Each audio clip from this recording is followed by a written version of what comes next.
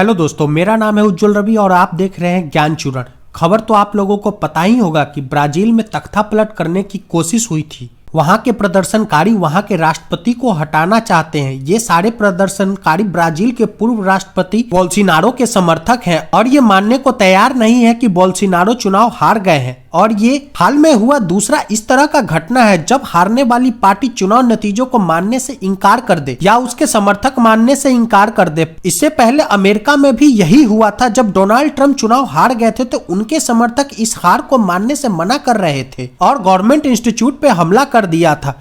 वे Capitol Hill के अंदर चले गए थे। अभी ब्राजील में भी यही सब दोहराया जा रहा है। और आपको बता दूं कि बोल्सोनारो और ट्रंप में अच्छी दोस्ती है, शायद उसी के लिए उन्होंने ट्रंप वाला रास्ता चुना। लोकतंत्र में सत्ता हस्तांतरण बहुत ही आराम से होना चाहिए, यही लोकतंत्र की सुंदरता और मर्यादा है। लोकतंत्र में जनता के मत का सम्मान होना चाहिए। अभी बहुत से देशों को लोकतंत्र क्या है और कैसे काम करता है ये भारत से सीखने की जरूरत है। ये बात आप सभी को पता होना चाहिए कि लोकतंत्र जनता के द्वारा और जनता के लिए शासन करती है। और अगर आप लोकतंत्र में जनता के वोट का ही सम्मान नहीं करेंगे तो फिर कैसा लोकतंत्र। आपको बता दूं कि ब्राजील दक्षिण अमेरिकी देश है, ये इक्वेटर पे स्थित है। ब्राजील में अमेज़न जंगल का 60% हिस्सा है। अमेज़न को दुनिया का फेफड़ा बोला जाता है। अमेज़न नदी भी यही बहती है जो दुनिया में सबसे ज्यादा पानी लेकर जाती है। ब्राजील ही वह देश है जिसने सबसे ज्यादा बार फीफा वर्ल्ड कप जीता है। आपको पता होना चाहिए कि ब्राजील में भी राष्ट्रपति का चुनाव हुआ था जो हर एक 4 साल में होता है, जो जायर बोल्सोनारो और लूला डी सिल्वा के बीच हुआ था, जिसमें बोल्सोनारो को 49.1% वोट मिले थे तो लूला डी सिल्वा को 50.9% वोट मिले। लूला डी सिल्वा बहुत ही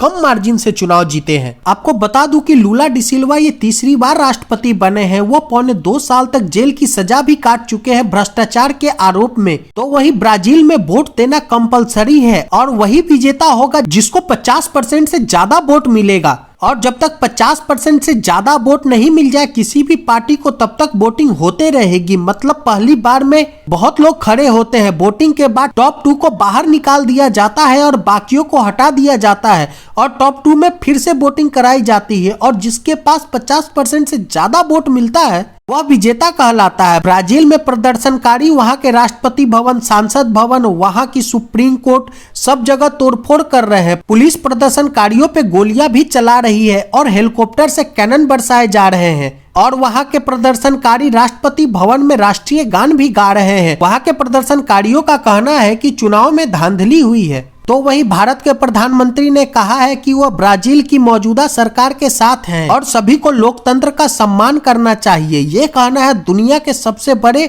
और अच्छे लोकतंत्र के प्रधानमंत्री का। अमेरिका के राष्ट्रपति का कहना है कि वे ब्राजील के सरकार के साथ है, सारी घटना पे उनकी नजर है। ये कहना है दुनिया के सबसे पुराने लोकतंत्र का। आपको बता दूं कि बोल्सोनारो अभी ब्राजील में नहीं है, वह अमेरिका में है और उन्होंने कहा है कि इस घटना से उनका कोई लेना देना नहीं है। वो दिसंबर लास्ट में अमेरिका चले गए थे और अपने तय प्रोग्राम के हिसाब से जनवरी लास्ट में लौटेंगे। तो वही लूला डी सिल्वा ने 1 जनवरी 2023 को राष्ट्रपति पद की तीसरी बार शपथ ली और उनका कहना है कि ये सब बोल्सोनारो ने करवाया है और पकड़े गए प्रदर्शनकारियों पे तख्ता पलट और देशद्रोह का केस चलेगा। और बाकी आप क्या सोचते हैं मुझे कमेंट बॉक्स में बताइए।